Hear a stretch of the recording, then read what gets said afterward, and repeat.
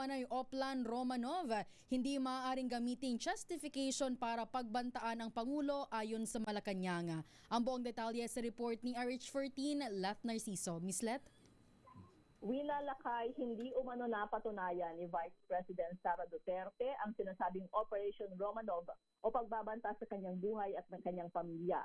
Sa press briefing, sinabi ni Palace Press Officer Claire Castro na ang vice-presidente ang dapat na magbigay ng ebidensya patungkol rito dahil nasa partido niya ang nagbanggit nito. Ayon pa kay Castro, binigyan rin ng pagkakataon si Duterte para maimbestigahan ng National Bureau of Investigation ang sinasabing death threat sa kanya pero hindi siya tumugon para magbigay ng detalye.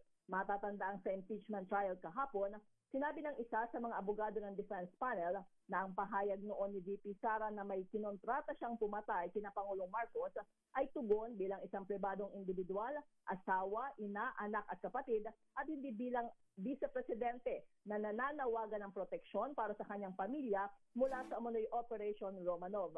Pero giit ng palasyo, hindi pa rin ito maaaring gamiting justification para pagbantaan ang Pangulo. Pakinggan natin si Jose Castro. Hindi natin maiwawaksi ang pagiging vice-presidente niya sa pagiging nanay niya. Ang pagbabanta ay pagbabanta. Sino ka man, nagbanta ka sa buhay ng Pangulo, kahit ikaw ay isang nanay, ikaw ay isang vice-presidente, walang pagkakaiba yun. Nagbanta ka pa rin sa buhay ng Pangulo.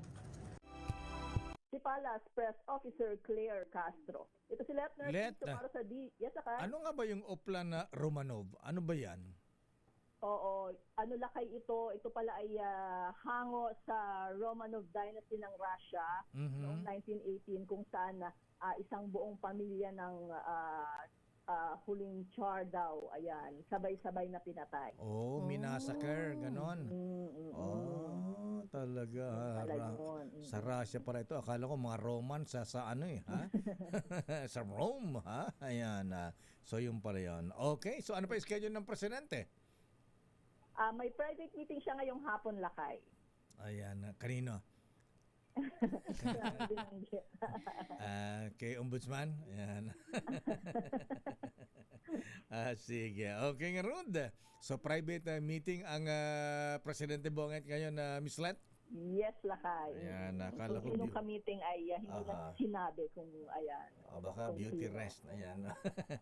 Okay nga, Rod. Maraming salamat, Let Narciso mula sa Malacanang. Balik sa inyo, lakay at Wina.